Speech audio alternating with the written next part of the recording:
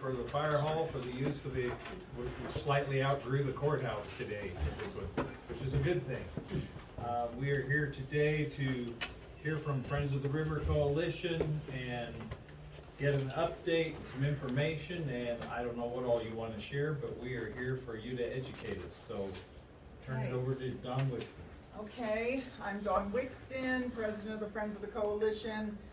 We have board members here, Rob Archer, Sid Clark, Ralph Shea, and obviously, you know, we're here to answer questions as well when we're done.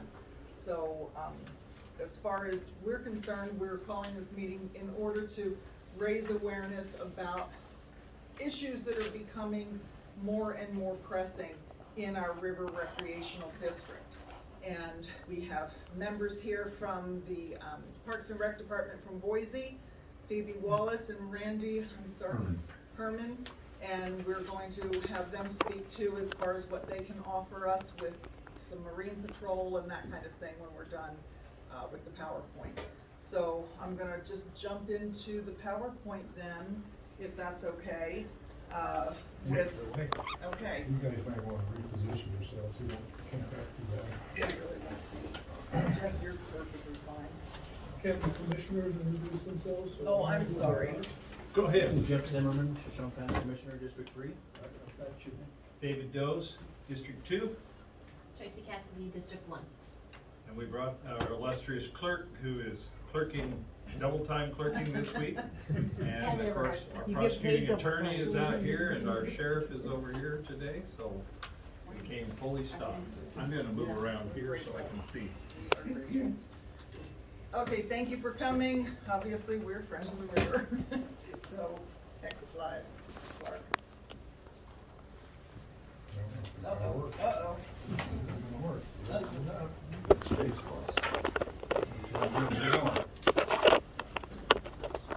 Okay. Okay, that's our beautiful river the Rock. As everybody knows what we call it, Gippy Rock. It's also known as Jumping Rock. Some people just call it the Rock. Anyway, this is what it would be nice if it looked like all the time. But we formed in 2020 because of management issues and seeing that things were getting out of control and trash and parking issues, motorboats going up, you know, the river way where then the children who typically are jumping into that river off the rock are seriously in danger themselves, but that's where we began. I want to add one more thing, Don. You know, the COVID, as bad as it was for us, that really gave us a picture of what the future might look like. We were just totally inundated in the 1920 season of what we're doing. That we've seen this huge amount of impact, and that kind of raised the bar, saying, well, maybe we ought to be looking at this. So. You should have a copy of this in your packet if you grab one. And these are the basic things that we've come to address, which is trash containment and how much we need in the way of just dumpsters. We do an auction every year. We started in 2020 to offer dumpsters along the river, and as funds allow, that's what we've been doing. We'll be doing a lot more this year than we have in the past. One thing we would like to see, maybe the commissioners can help us, is we would hope to see that there's dumpsters at these campgrounds, not just the public ones, but the private, because the other dumpsters are being inundated, and in some cases, you can go past one of the generational campgrounds and see, you know, dozens of RVs and fifth wheelers parked there in tents. So having you know, some kind of regulation would be really nice, where they have to at least have some version of trash pickup and not rely entirely on the county dumpsters. So, and the ones we provide. Anyway, again, you know, parking is needed for additional demand to keep the roadways open for travel. We're hoping to work with the Forest Service to find areas that we can open up for parking, because obviously people are parked on the roads, half and half, clogging up the roadways where it makes it very difficult for just normal travelers to get by, and also for the, emergency vehicles to get through. And on the river in the summer, we know how many emergencies there are, and it's huge. So that's an issue. Launches, we're really in need of launches. Especially I would really like to see at least one ADA launch, where people, seniors in particular with wheelchairs, can get down onto a dock even if they wanna just sit there and fish or just watch the, water flow by. So that's one of the things that we're hoping for the future. Then we've got the issue with jet boats and wake zone issues, which we'll be talking about. Ordinances, obviously, we need to create some ordinances that have some teeth in them in order to get this stuff accomplished. So hopefully, that's something we can be doing in the next year. And then talk about fees. Fees for parking, usage, whether it be a day pass, a week pass, or a season pass. I've been checking through the nation to see who allows for fees and who does not. And I realize national parks absolutely charge fees, in some cases just to drive through. However, we are a national forest, so I recognize that that is a slightly different issue, but it can still be done, and it needs to be done, because we do not have the funding to maintain this magnificent area if we don't. All right, so that's kind of where we're going, so let's. I want to add with what you're talking on the fees, we're interpreted as being a cheap deal. Yep. There are no fees for using our resources. And we have a huge amount of expense and responsibility for the public using it, whether it be police or trash containment or restrooms or whatever. That's all being absorbed by the county right now, as best they can. So It's necessary. it's necessary. It's overdue. It needs to be looked at least addressed, so. Here's just an example of, we as a small nonprofit are providing dumpsters where we can on the Fish and Game turnout going up the river road. That's something that I know has given some relief to the Bumblebee and Pritchard, the three that the county provides. We, again, will be having more this year, but even just two of them on not a high weekend even, but a typical weekend, runs the nonprofit roughly $1,200 to $1,500, and on a high weekend, we try to have three, and that's in the 2,000 range for that weekend. So it's an issue. We are filled to the max, the others are filled to the max. We gotta find funding for this, so. And one of the issues is that the residents up there also consider that our dumpsters are free range and can fill it at their leisure. And that's part of the problem. They come, we staff them so that we educate people, but we can't staff it at nighttime, and they'll come by at nighttime and drop mattresses and TVs, etc. I'll tell you. Whatever they don't want to take to the dump, to the transfer station over here. It's free. They are also another factor that we have to deal with. And so some kind of ordinance to help us, help the visitors to get their, get the Normal information out trash there. contained, yeah. Get the normal trash that comes Camping and off the fishing river trash. every single day.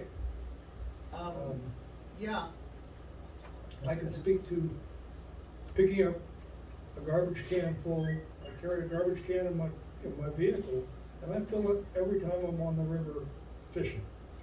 I mean, every time. I've got a full garbage can from yesterday. I can bring it in here if you'd like. It's okay. full. Go ahead and move to the next screen, please. Okay, vaulted toilets and RV dump sites for the, Blackwater and that kind of thing. We really have to figure this out. This is something that we desperately need. People are utilizing the forests and the river for their waste. And so hopefully, again, we'll be working with the new gentleman from the Forest Service in order to locate areas where we can maybe put in another dump site for between Kingston and Shoshone Camp. And Shoshone Camp is quite often closed. so, or locked up so that you can't use it. It's not good. We would like to, if nothing else, provide more blue rooms in locations like we have at the Freeman Eddy launch. So something's gotta be done. We're working to find funding. Hopefully, we will. So keep that in mind when you're donating dollars somewhere during the year. It could go someplace to help all of us in the community. So, Well, and Don, can I Yeah. add to this? I'm working right now on a data collection tool to find out, how many RV dumps that we have down the river. And I have been surprised so far. And so that, anytime you're gathering data, it's gonna take a year to find that out. because we need to see how much And analyze usage. that data. And so the whole thing is we need to find, I guess, for lack of a better term, strategic areas to try to put these in. And in talking to the public RV dumps that charge, I'm trying to work with them to get an idea of what their capacity is, what their cost is per year, and how often they have to have it pumped, which is kind of an interesting Depends. deal. So this is where some of the problem comes in, is you have to remember that when those go in, they've got to be inspected, they have to be done right, and it's gonna cost money.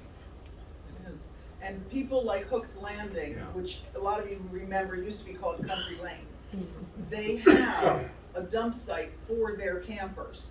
They would be happy to make it more available to others with other campers if there was money available to expand it, which they've got the space, they've got when you do the sediment testing and the studies for what the Forest Service and other areas want to see happen on those, they can pass those tests. So that's another area we're working on, is to find possible funding through other agencies to help expand those that are already there, because they're inundated.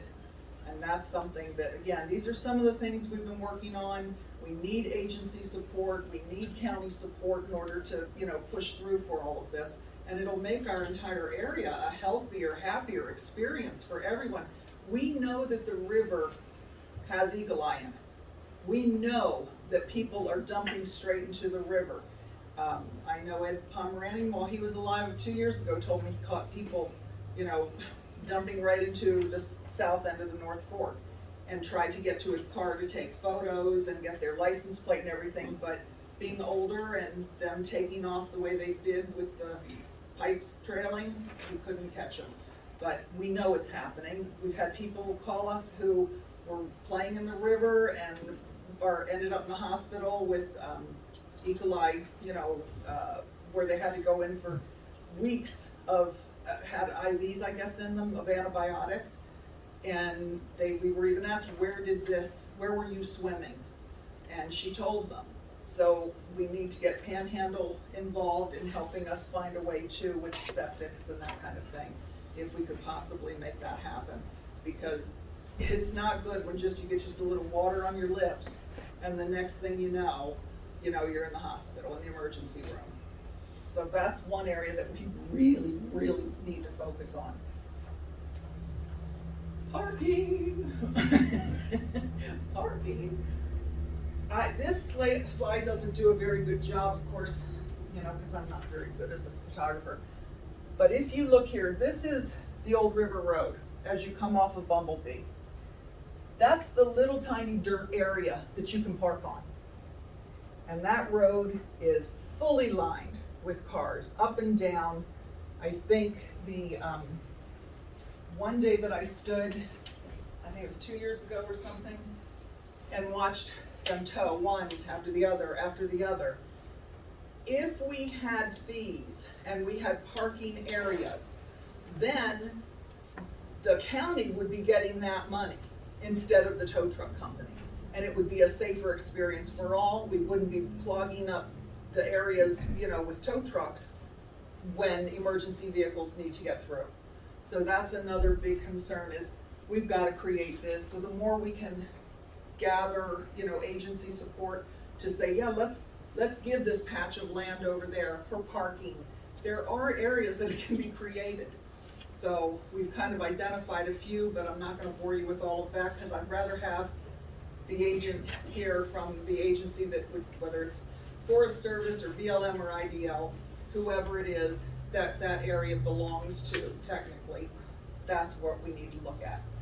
So You can count 50 cars lined up there easily, on a weekend, on a Yep. good weekend. I've done it absolutely. every Well, weekend, you used to live right across the right across from it. And the bad, most of them are out of state or license plates, you know, so they get charged in their state, so they come to our state. Right, we're So, a cheap date. Yeah, We're a cheap date, and there's no parking signs all over there. Yeah. It doesn't matter. everywhere. It doesn't matter. So, again, you know, the developed launches, this is how bad it is. We have 3 launches for just about 50 miles of river. That's really scary.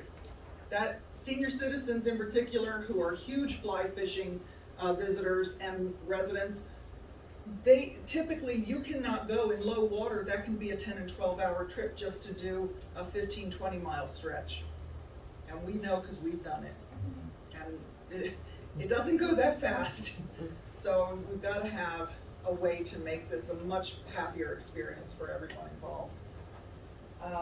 And of course, as you've heard me say, I want to see an ADA launch like Mission Launch and Killarney has, where it could be something that, you know, possibly a paved parking and some kind of paved dock, or dock, you know, a dock coming from the paved parking. Okay. That's a good. Oh, this is the fun topic. Oh, yeah. Jet boats. We have a no-wake zone law. And I've printed it out for you. If you don't have it in your packet, they're on the back table. This is such an obvious issue. And unfortunately, the enforcement that it takes is going to require a boat, Marine Patrol, which hopefully, Phoebe, you can talk about here. Let us know, you know, what Parks and Rec can do to help us out on this, because it's getting more dangerous every year with the jet boat issues. And these guys thumb their nose. You can see how close they are to a fisherman. You can see how close they are to that, literally cutting off the fisherman's line and up against the bank. We don't have areas that have more than 100 feet for them to, you know, bank to bank, much less person to, you know, vessel. So Sure. Do you want me to speak to it now or at the end? if you could. So my name's Phoebe Wallace. I'm the Recreational Boating Program Manager for Idaho Parks and Rec. So the way that our program works, most of what I do for Parks and Rec is actually get money that we get from a federal grant from the U.S. Coast Guard, and that money gets distributed to our counties that have boating programs for mainly marine law enforcement. So that's the big focus. That money is tied to the number of registered motorized boats. So it is important to know that the money we distribute and the money for those programs is linked to registered motorized boats. So it cannot be used strictly for non-motorized enforcement activities. So currently this county doesn't have a marine program per se. So that's something that we're happy to work with the Sheriff's Office on what we can provide.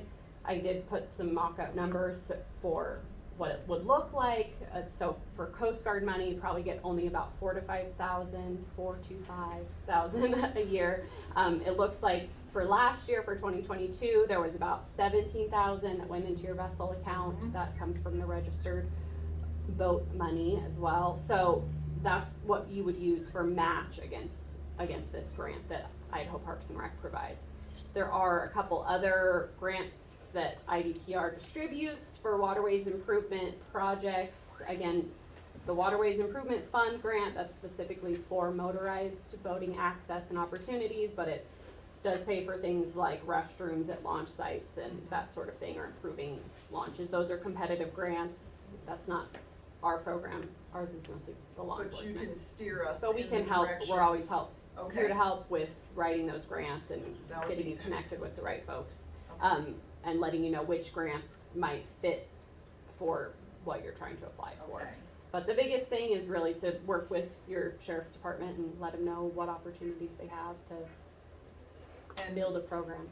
maybe then too, because obviously if you're very involved with the Clearwater Management Council, which we consider to be the gold standard of managing with, you know, numerous agencies, 5 counties, pooling those vessel funds, where then So- each county, how does that work?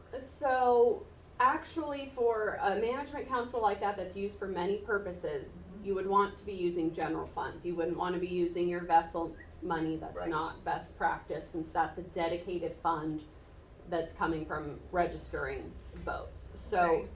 you wouldn't really want to mix those two. I think it's important to have all those seats at, all those Okay. folks at the table, all the programs communicating, but the actual money should not be coming from a vessel account Okay. to go towards that. Because those dedicated funds can only be used for voting. For the voting, Period. that's what I thought, but I wasn't 100%, so I wanted you to, Yeah. so general funds. Yeah, one other thing that I should mention, so counties' waterways advisory committees are a little different than the management council, Right. like you're talking about. So typically, there's an advisory committee that advises the commissioners on that vessel account. So have monthly or quarterly meetings, kind of depends on the county. And they're coming from the boating community and speaking to, Right. okay, this is where we think this money should be spent, how it should be spent, how much is the sheriff's office using, could we use it for special projects, things like that. So Okay. they're a great resource for the commissioners to, And know how to how do spend. how do we address the issue of non-registered boats that are using the river? And especially because I know racing and sprint boats and not everything has to be registered.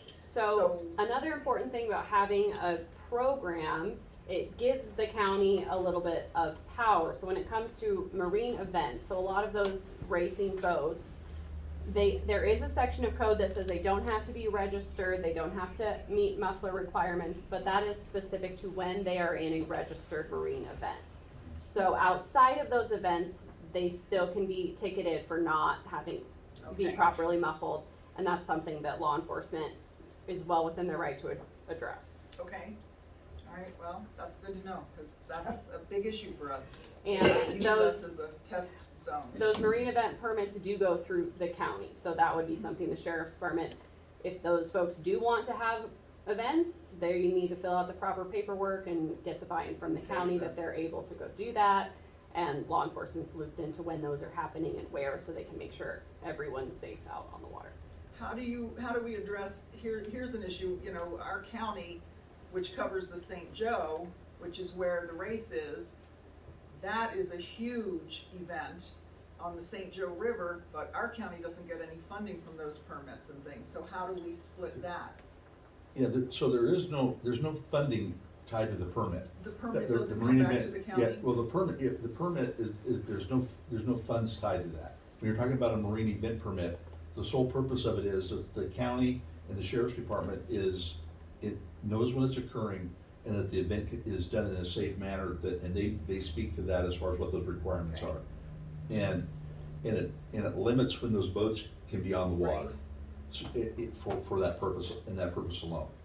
Any other time, those boats have to be registered and fall under all the other requirements of any other registered recreational boat, or they can't be on the water. Who And gets that's, the permit money? there's no permit money. They They're don't not pay, paying? they They're don't not pay a paying. fee for a marine There's event. there's no charge for a marine event permit. No, okay, cause But if there St. Joe is- years ago was. No, There's better never- off. If they will pay, not for their marine event, but if it's the organization that's putting on an event, often Right. will charge people admittance fees, but that goes to whatever their organization Right. is, so But- that's, but as far as coming to the county, there's no charge for a marine event permit.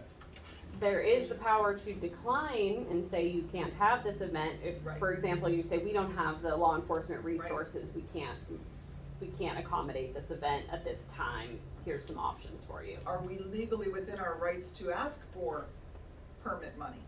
if we said, let's have an event, let's give them, If the county wanted to A create some weekend. kind of an ordinance Yeah, to you chart, would need a- but it wouldn't have nothing to do with the marine event permit. But if, for example, if they wanted to say for this event, there was gonna be a fee, you're separating it out from the marine event permit, because that's new code.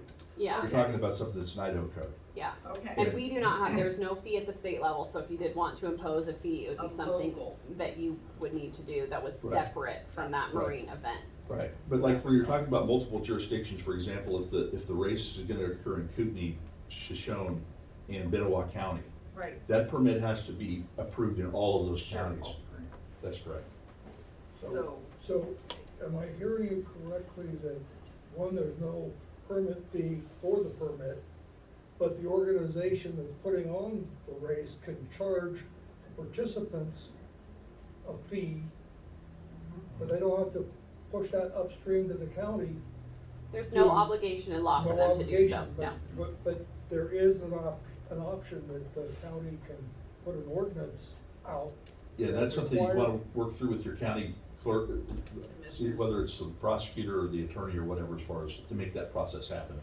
As far as the code, there's nothing in code that allows that as far as the marine event permit goes. Mhm. Okay, so a daily permit for a jet boat to be on, this is hypothetical now. Daily permit for a jet boat to be on the Coeur d'Alene River at certain times when it's safe for them to be on the Coeur d'Alene River, can that be charged? So, You're talking about, are you if they talking want, about, go ahead, I excuse mean, me, go unless ahead. you want, if they say, well, we wanna go all these days, but it's just, then you'd be having to do permits for boater by boater. I mean, if they want to be operating on the river outside of an event, such as a race, they need to be registered and they need to be muffled. But it doesn't mean they aren't allowed to operate, but they do have to meet those requirements or they can be cited. and None- the speed none of the- requirement. None of the boats that we see on the river now, that I'm aware of, some of them have registration numbers that can't even be read unless they're stopped and you're 4 feet away from them. Mhm. Right, so, I mean, all of those things, what those numbers have to look like and all that are in code. I mean, and So so, those- and you were talking about the enforcement of it, you don't have to have a patrol boat to enforce this stuff. Oh, It's I simple know, enough to do but- at the ramp.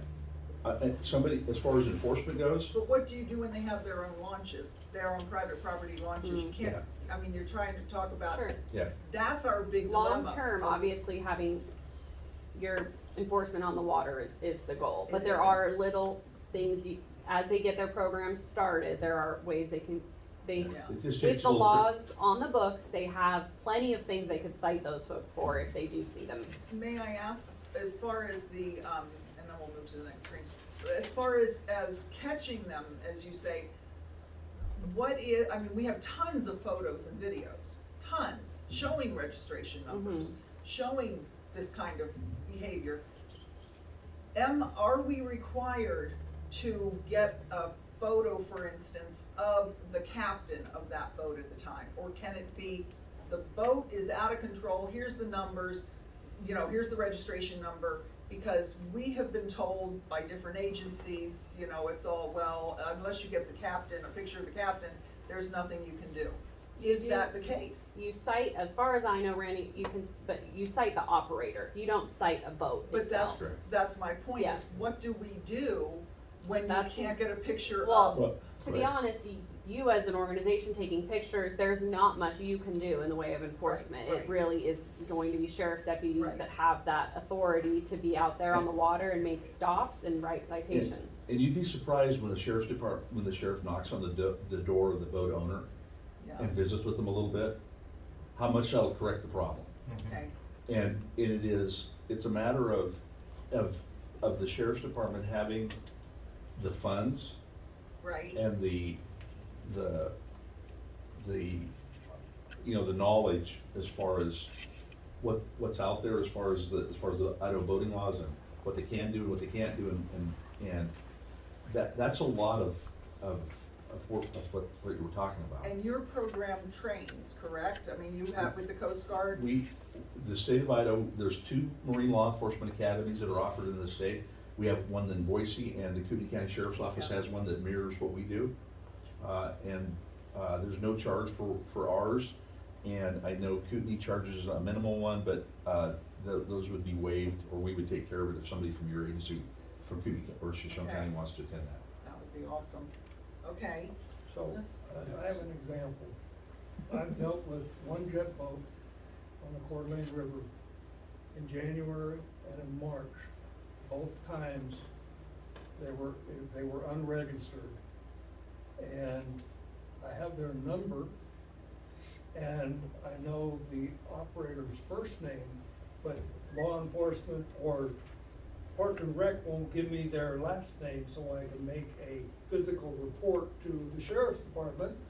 They say that the sheriff's department will do that, but when I go to the sheriff's department, they won't give me an incident number. I don't know what to tell you, sir, on that. So maybe Yeah, I we can can't, talk to the yeah, sheriff we about can't that. share that kind of What's the speed data. limit on the North Fork?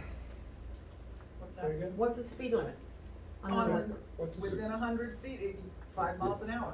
Yeah, the waters of the state, there is no speed. There's no official it's- speed it's, limit, but the- there is state law that says within, Which when is you're the too code. close to other boats or the Boats or shoreline, you need to be at no wave The river speed. above Cataldo is less than 200 feet across. Right. And if they're right in the middle, Far they're less. 100 feet from Sure. each bank, they should be Or doing 5 miles an hour. vessel, or person, Mhm. you know, it, So 100 feet. how do we get that ordinance in place in Shoshone County so so you- that these people, That, They're here to. and you don't address that. actually need, that is state law, so they can cite them for that. As it stands now, Oh, you don't actually need amazing. that Right. as an I've been told that we additional can't do anything ordinance. here in this state? Well, Or in like, this they county. don't have a marine program, I think is That's the issue. That's the is We issue. need a So, marine program. they have the laws, it's just about building up a program, and we're gonna work with them directly on how we can help get more funding and build that program up.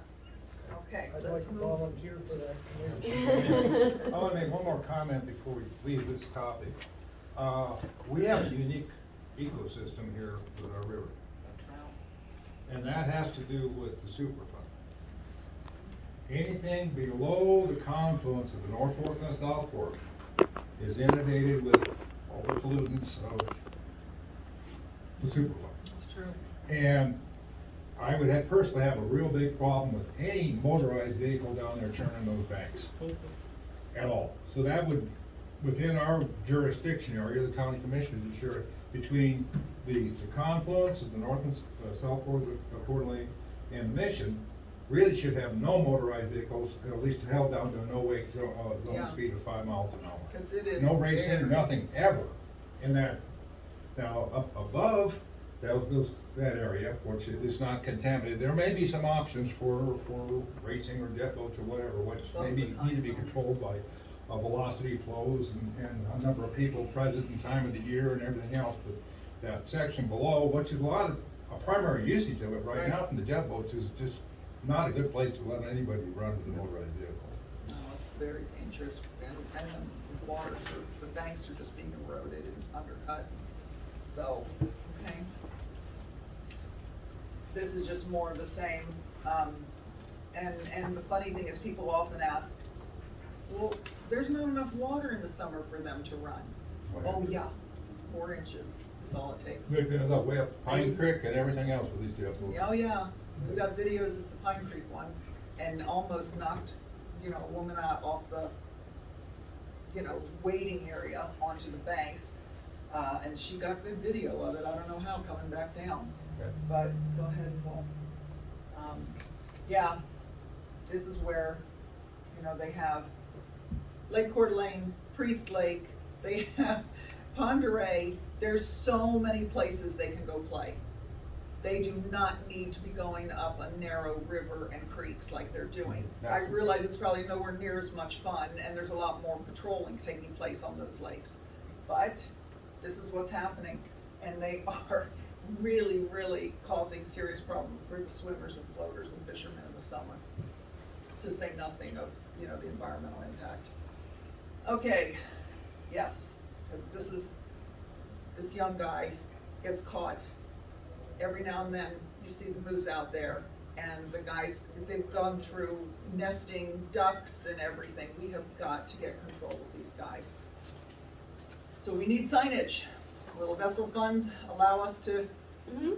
or a grant, a different grant, something to put up signage? Yep. Okay. There's the vessel funds that you have currently can be used for that. I think the agreement you have with Parks and Rec on the management of that launch, I believe it says the county will pay for signage, but that's something we can Okay, work we can together look at- on. We have some existing, respectful wake signage actually that we have. It's, of course, it's focused more on like wake surfing type vessels, Oh, so it okay. might not be exactly what you're looking for, but that's something that could, You got signs in the warehouse, we'll take them. yeah. We'll take them and we'll get them Yeah, so posted. As far as no wakes, but you see, you just can't go put up a no wake zone sign anywhere you want. Right. The county commissioners have to create, like in code.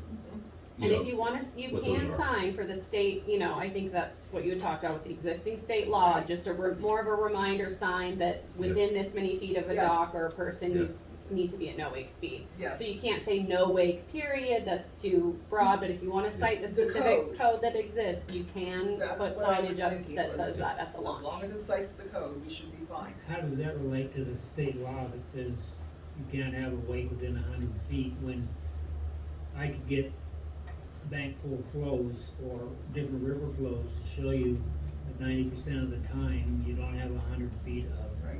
stream? Why can't you post no wake when you know it is going to? We just have to be consistent in informing people what the law is.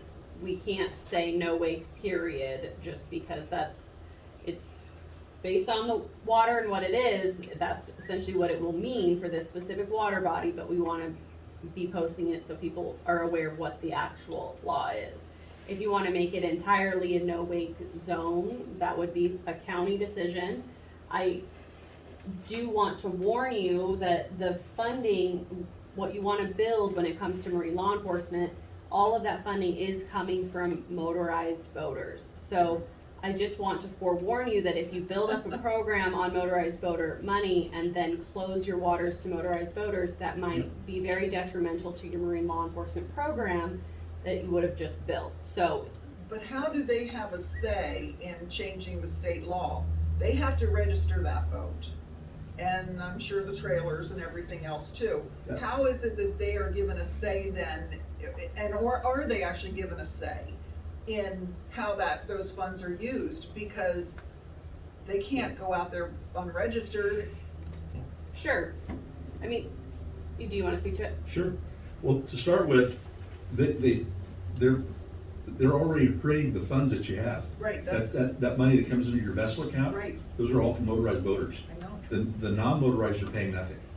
right. So But they have a say then and say, they have to pay their registration fee. so the money that comes into your county right now to help fund your program is all coming from motorized boaters. Right. So why wouldn't they have a say? I don't have a say in how my roads are built But that is- after I've paid for my registration. But that is the intent. The intent is the users, they decide where that money goes. They can choose not to give any money to Shoshone County, and they can give that money to Kootenai To a County. different county. They're not required to register their boat in the county they live in. That's what I They want. can They, choose they, any they, county. they dedicate the money to the county of principal use, of where they use it, with the idea that that money will be used to benefit them as a voter. In that area. And that's, Okay. we're unique in that way in the state of Idaho. 80% of the money, when you register your boat, goes to the county of principal use. So And they you- Go ahead. so they could register it in Kootenai County. You can and register come up- wherever state, yeah. And then come up and destroy Shoshone This- River. Well, the idea is that you register it in the county of principal use, wherever their users are. And so right now, there's people that are dedicating that money to this county.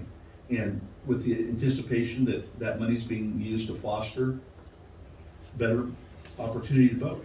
Well, and it's just important that it doesn't matter where they live, so if they are perturbed Right. for how things go, they can say, I'm gonna check the box and give my money to a different different county. county.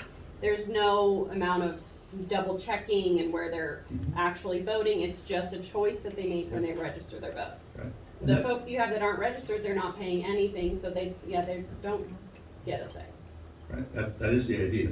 Okay. And when Thank it you. comes to things, so if you're going to like build just specific non-motorized launches, there still are grant opportunities for those, and you do charge fees. then that's, you know, you can dedicate that to say, oh, I'm Right. gonna charge for this kayak launch spot or fishing launch spot, and then be putting those funds back into that Because, specifically. yeah, thank you, and that was why I wanted to know is, okay, how do we then move ahead knowing that these voters are gonna go, well, we're not sending it over there, cause they're gonna use some law enforcement against us. Even though they live somewhere else, a lot of them live, most of them do not live here. And they're coming here, though this is more their principal area. Well, you have to remember, these are people that are registering their boats. So Right. like, a lot of these race boats are not registered. So those are the Absolutely. people, those people aren't paying anything, Anyway, they're Yeah. not registering their boats. Right. So you've got, but there are a bunch of people that are registering their boats Right, in this county. $17,000 worth. Yep, yeah, that's the essence of it. Yeah, well, we How do don't wanna we lose catch that 'em? funding either. No, that So- aren't Yeah, registered. I mean, there's a balance. Well, Right, you that's have the to- thing, right, is that's- putting this right. funding towards There's a- law There is enforcement, so that they're able to The get out there idea- to cite Right, these the people. idea is to try to Don't reach that notice. balance and I know, I lived manage on that the river, water and I'm as best you gonna can live for back all the up, but I users. live right there. Absolutely. Mhm. Yeah, that is Absolutely. the They all idea. run at 10 o'clock at Yeah. night. It's Nine regu- o'clock in at the- night, in the- up and down that And, river. and what Well, law enforcement what is, can- for the most Just part, like if in you look patrol, statewide how they that's know where done, their need it's through is. two things. It's through education and enforcement. Well, and I think education's And huge. education, you'd be surprised, I will guarantee you, well, I wouldn't guarantee you, but I would bet you that 95% of this problem will be resolved through education. signage. That was the point I was Signage is just going gonna home. say. Signs and talking to people. But, and education Yeah. coming from law enforcement, Mhm. I'll just say, goes a lot further than citizen to citizen. Oh, absolutely. And education is another part of our program that we do. When we make these agreements with sheriff's offices, it's not just, we're gonna give you this money and it's a blank check, it's, you promise you'll do at least one Vote Idaho class, or you can do paddle sports classes, and you'll do some campaigns to put the word out for voter safety and education, so that's a big part of it too. I spent almost 30 years working for a sheriff's department doing marine law enforcement. It's And we required started statewide, you little can look at the license. numbers. Yep. And 30 years ago, there were no citations written in the state of Idaho, statewide for voting law enforcement. That's not the case today. Wow. You know, statewide, there's been a change, you know, that's occurred over the last 30 years. And it's the same reason that cars aren't going 100 miles an hour out here on the highway, are the same reason that they won't go 50 miles an hour on the river out here. It's through education and some enforcement. But education will go a long ways. And educating those people in those race boats and talking to them and explaining that if they don't operate in a reasonable way, they're gonna lose the opportunity to operate at all. Yeah. Will go a long ways. We have actually had them approach us and say, but there's no signage. We Mhm. didn't know it was a no-wake zone for people coming from out of the area, and Sure. that is a very fair statement. Signage matters, education matters, and we look forward to working with you on all Sure. of that. We'll hold classes, I mean, whatever, Yeah. maybe the And I- mission can give us an Yeah, I do- opportunity to meet there and host, you know, some educational events. I do wanna mention too, really quick, so the formula that we use to distribute funds to all the counties, they get points essentially towards their amount based on their performance criteria. So that does include the amount of citations they write, but I think most importantly, they get equal points for citations or for boat inspections. So that's stopping someone on, taking a look around their boat, having a conversation with them, enlightening them to what some of these rules and regulations are. And so it doesn't all have to be heavy-handed. There are certain Absolutely. bad actors that obviously need some of that, but just being out there and having that presence and that in-person communication and education will go a long way in Our making it volunteers are better. on board with whatever we can do to, you know, Mhm. operate within those parameters, so. Yeah. And then this, everyone maybe saw this, I don't know, Spokane County, the commissioners just decided to, Yep. put up, you know, a change to the river there. So they've got serious problems there too, obviously, I think all of us do. And then these are the things, as far as the district, the recreational district is concerned, that we're just dealing with so much cleanup. We built a vessel to do in-river cleanup. The county granted us ARPA funds to build the vessel we built that, is pulling, yeah, I'd say, I think we have a picture of that. These are the kinds of things that end up in the river, because years ago, there was an ordinance that was dropped in order to fine people for leaving this stuff behind after October 31st. And it no longer is in operation. We've got, you cannot imagine the stuff that we have pulled, barbecues, these skeleton things from these pop-ups are everywhere, picnic tables. Ralph just pulled these off a sandbar These were left on a this gravel week. road in October. I left them there because I figured somebody would take them home, okay? Because it was before the end of the season. They were there last week, so I took them home. We've gotta okay? have, This is the norm. This is not an exception. yeah, well, and you can see the one thing, and I always say, tarps are us. People think, well, we've got all our great firewood, you know, cut up for the following season when we get here for the camp, and they cover it over, and the winds grab this stuff. These are right, this one in particular, both of these actually, but this one, he's not even 20 feet from the bank. And this one is maybe 30 feet or something. Anyway, the bottom line is you can see they're ripping off, they end up downriver where we have to pull them out. These are things that need to be better enforced, monitored. I don't know how we go about that other than, again, you know, more volunteer help. But FEMA has regulations about a lot of this stuff, and these are in FEMA floodway zones. These are not in higher ground. Everybody, I'm sure, has passed by that. It's right down by the snake pit. And it's been going on year after year, and we'll go down there, we'll find them, you know, downriver right about end of April.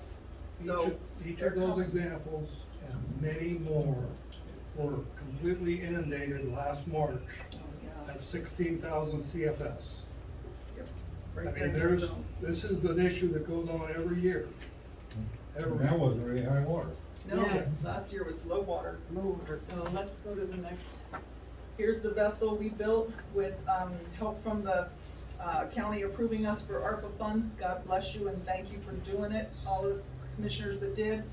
We pulled, and you can see this picture here, before we built the vessel, we had to use just drift boats and rafts and pulled thousands of pounds of tires out of that particular zone on the river, and we're tired. So we know it's gonna keep going, so we needed a vessel that can pull much more weight in a much more stable fashion than a bunch of, you know, old coots falling over their boats and rafts into the river. So within an 18-month period, we pulled 3,000 pounds of just tires. That doesn't include all the other junk. And there's a lot of it, whether it's propane tanks, barbecues, skeletons, car parts, you name it. Yeah, chairs, picnic tables.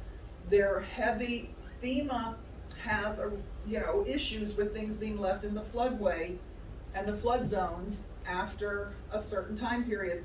That's something that we need to get a grip on, because it will come back to bite us later.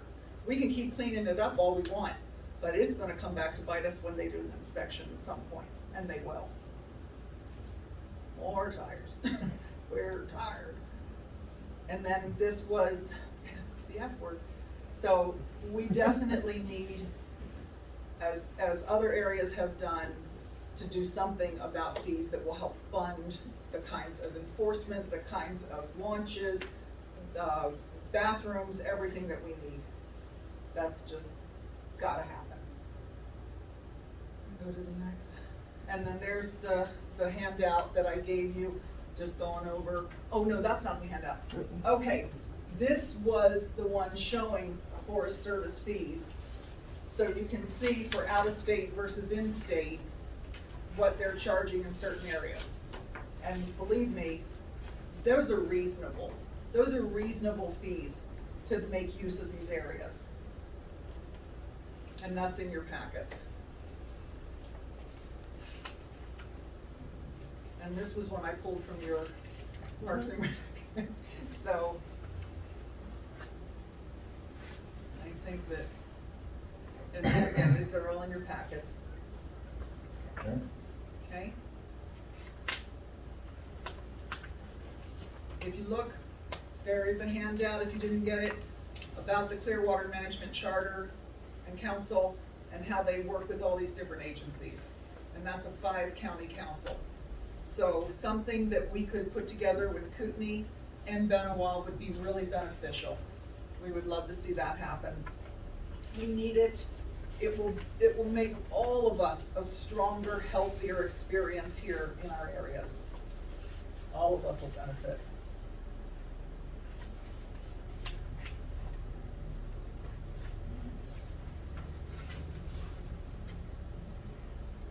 That's it, kids.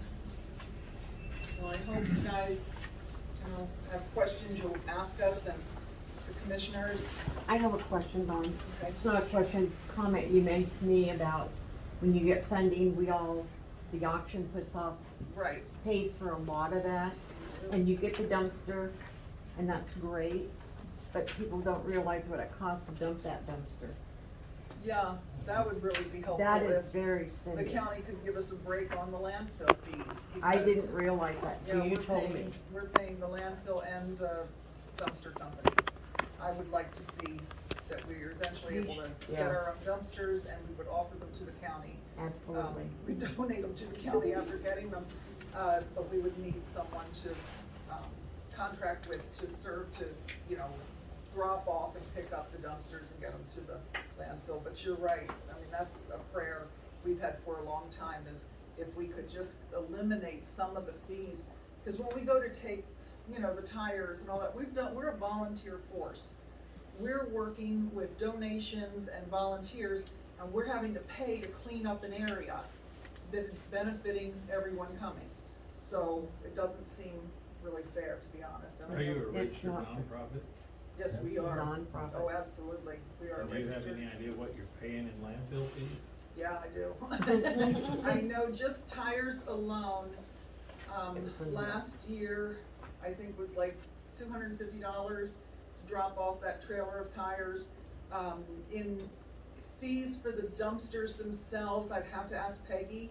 She pays all, I never touch the checkbook, I don't even have it, but she writes all the checks and she then sends me a copy of the invoices.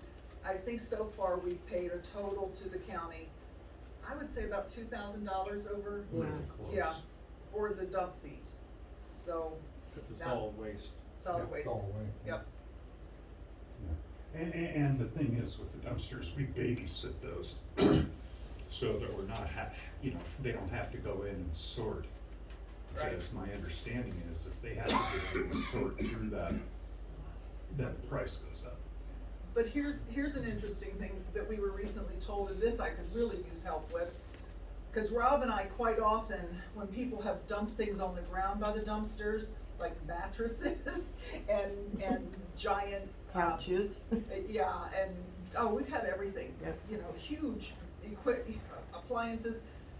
We will get it into our own rig and take it to the landfill to keep it out of the dumpsters, which then would be so even more crowded. So we have room for actual trash, and we have just been told last year, we're no longer allowed to bring that because it's not our personal trash. Even though we are property owners here, we have dump stickers that we should be allowed to bring anything. If I find something on the side of the road here today, I would take it over there. But apparently, we're not allowed to bring anything anymore without paying for it. So that makes no sense to me. All we are trying to do is clean up the county. Why do we have to be penalized for doing that? They should be paying you. If I can interject just for like 2 minutes, with this. I think we're at a tipping point with usage. We really are. Capacity. I don't know what the answer is to that. Maybe the commissioners, and the county can, I don't know, educate us about what we can do with that. We're looking Because at that. we have spent countless hours doing education when we're babysitting these dumpsters. And it's had a positive impact. So what we're trying to do is we're trying to change this culture. And that becomes problematic and takes time. Everybody wants everything quick, right now. Well, I'm sorry, you have to look at how many years it took that river to get this way. It's gonna take double that to change it. And it's just trying to educate people, change their mindset, and change the culture of thought. And maybe we should do something we've talked about where there's, like a permit lottery thing like you have for certain rivers already in the state, where only, you know, you have to have signed up in advance to utilize it. I did a download this morning and didn't get it into the group. There was a great study done at OSU, the Whiskey Town study about capacity and socio-cultural mindsets over what is the proper use of my area.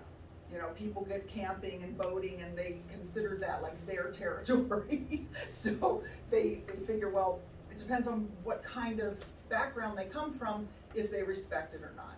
And that may sound crazy, but it is an absolute fact. So that's something that we looked at. What about the salmon where you have to buy, you know, a lottery if you're going rafting or something like that, a ticket, I guess the guide services have to provide. Something that would make sense, again, to limit the abuse, and I wish I had, I'll put this study out there later, is overwhelming, and this was done many, many years ago. We've got to do something for the future, and I think that's what Rob's point is we're at this tipping point. How are we gonna do something about it?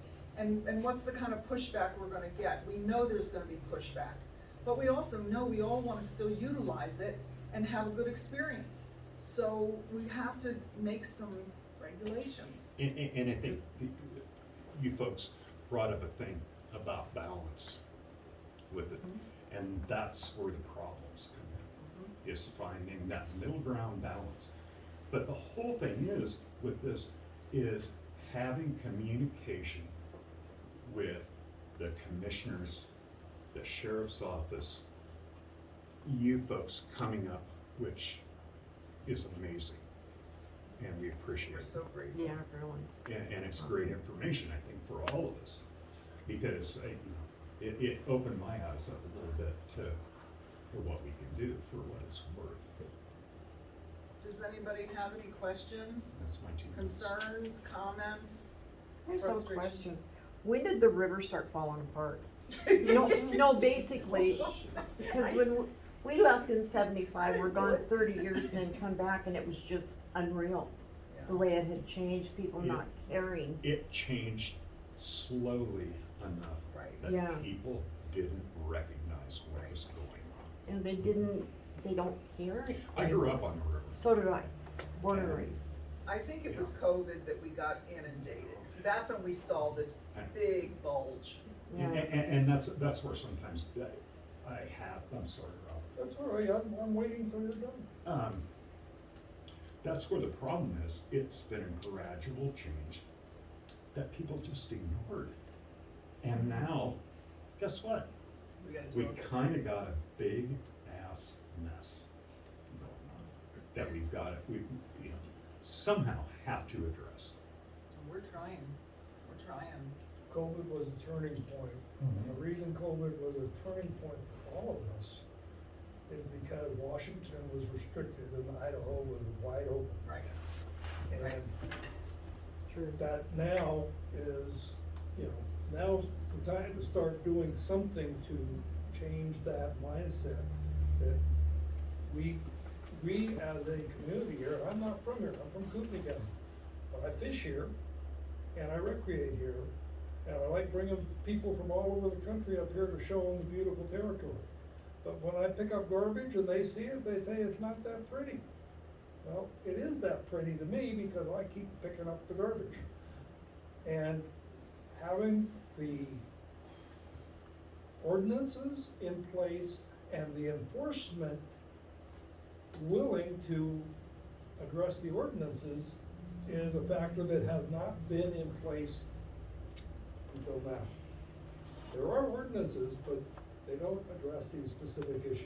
And that's, the specificity is what I want to focus on. I'm the jet boat guy. He's I'm the- got I'm the guy photos that's and had, videos that. in 4 years, I've had run-ins with jet boats monthly, I'll say. I won't say weekly, but I'll say monthly. I've had run-ins with jet boats, and they are just not respecting the other recreationists on the river. They drive by them, they come up in flotillas of 8 or 9 boats. There's no fishing after a flotilla of 9 boats coming by. The fishing's done for the day. Put trail cams up, they tear them down if And- they find them. And We have I don't torn mind them down. being there, and it's been suggested to me by former Fish and Game people and Department of Forestry people that 8,000 CFS is a good number for the jet boats to be on the water, because there's no fishermen, no drift boats, no floaters, no rubber hatch. That's the people who come here in the summer, and wanna be on the rivers. So, I'm all for that, and I'd like to help develop those ordinances. But I'm just one guy. Okay, but we have a whole group of us helping around. Well, I know you guys Let me, do. I'm not you questioning brought it. up something that I wanna, by the way, Clearwater Management has fish bags. Now, I don't know how many of you have been in the Clearwater and seen the fish bags, but they're Yeah. fabulous. And we are hoping to provide something similar, which is at the launches and the campgrounds, they've got rolls of bags with, of course, their county, 5-county logo and the agencies on there, that when you are fishing and you have trash and other things, that there is something available to put all those plastic bottles you've come across in. We've developed, this is kind of just a little prototype, but this is something we're hoping to offer to our area, where it pulls one at a time, you can't just roll them off quickly, that would be locking, that we could then, and I'm looking at the costs of compostable bags versus, this is obviously just a happy bag, but it would be on a post at the launches and in the campgrounds to offer some kind of disposal means, because otherwise people do tend to just leave it on the ground if, you know, it's a plastic bottle or whatever. So these are things that as volunteers, we're working really hard to make happen. And we would love to see you guys, you know, help us out with as much as you can, and we'll do our part. So hopefully it'll happen. That's next year's project. Next year's. Further questions or comments? I like one comment to wrap it up a little bit. This is on my part. We know that there's some sort of a carrying capacity of this river, human impact. I don't know what that number is. I really don't know what that number is. But that river is a gem of this county. That in the St. Joe, it's main drawing car recreation and everything else is. And at some point in time, we have to address this to the future. What is that number and how do we best manage this resource? And this is all kind of coming to a head now with all these inputs and problems, and it's only gonna get worse if we don't start at least addressing it now. So I will say that's something we've been experiencing in Parks and Recreation, all over the state. And on the recreation side, obviously they got theirs, but on the park side, we're dealing with the same issues. We're trying to get ahead of it, we're trying to catch up to it. Yeah. What is the solution? I mean, that was part of our solution was going to more money, for using these parks. But now are you making recreation only available for the there's always a. We could have maybe even a sliding scale. I mean, I'm hearing you, Will. Yeah. And I would love for us to sit down and talk about, let's figure something out, because I agree. We can't make it where it's unattainable for people in low income, you know, levels. But maybe there's some way then that they would be given, you know, I don't know, a pass for X number of days or whatever, you know, by filling out a form. And I know people hate those. Oh, I know. Just work with the school district. So, anyway, that's something that we do, I totally Yeah. agree, cause finances matter, Definitely. absolutely. Fish and Game supplies a license to people that are disabled. Or that have a declaration letter from Health and Welfare, or not Health and Welfare, from Social Security. Right. Maybe it'd be something that, Park and Rec can also, develop. Yeah, long-term, like you said, we're dealing with just a huge increase and we have really low fees to get into our parks, and right now, we're not increasing those fees, but that's something that as we look to the future, kind of seeing the writing on the wall that some changes in how we collect fees Has to is happen. inevitable. And so, Phoebe, you're so obviously, right, there's yeah. lots of room for how that will actually get implemented, but. Absolutely. For us, we have to go through the legislature, for you guys for county rules, it's We'll come with you. hopefully a little more simple. We'll come with you, we'll We'll read knock signs, on your we'll bring door. you Hello. We can make a trip to Boise. I just wonder what it's gonna be like 20 years down the road for Paige. I mean, she loves the I know, river. our grandchildren. Our grandkids, our great-grandkids, That's and it's absolutely. being destroyed now, you know? Absolutely. I mean, those of us that have grown up on that river, and I see such a big change, and last year she was on the river, and the year before, and she loves it. Yeah. I wanna make it safe for her, Absolutely, you know? and that's what we have to do, is work towards the future generation, having Yeah, something absolutely. wonderful Yes. available to them, so. Is Well, thank Fish and you Game all. at all concerned with how busy with the floaters, with know- the jet boats, with our fish? That's That is a good- concern. I don't get that they, I have to be honest, I'm very disappointed, I don't get the impression they are. We have called, we have done, you know, come on, get out here, help us with this or that, and my impression, Mhm. I don't know, you know, I don't know everything, but, I don't get the impression they really are. You, Ralph, do you feel? I have talked to the regional director in Coeur d'Alene of Fish and Game, and he says there's no documentable evidence that jet boats harm anything on the river. And that is so far from reality. Well, just all the people. When I see flights of ducks coming upstream It's hard before a on our jet boat fish. because they're Right. sprayed, that's evidence. Yeah. But do they recognize it as such? No. And the moose don't stay on the edges of the river where they need to get water. The bald eagles don't nest on the river because the jet boats interfere with their habitat. These are all real problems. I think, And our yeah, commissioners and need to get I need to wrap things up here. This is a good start. Yep. We're not done. I'm betting there's something the county commission can do with those dump fees for the That folks would who sure are cleaning help. out public garbage. It would. We need to talk about that. Either of the commissioners have comments they'd like to make at this point? Any questions or comments?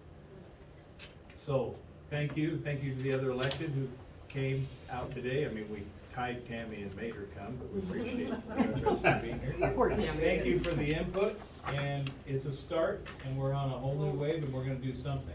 We are Thank you. grateful to you for coming and all of you for coming, because we need to just work together, and hopefully, you know, now we have open Do you have a card? dialogue and no one But I'll have Dawn All for shoot us? out my. This is Yeah. heartening to see She's this many definitely people got it. here willing to in the be middle aware. of a So thank you. workday, yeah. Meeting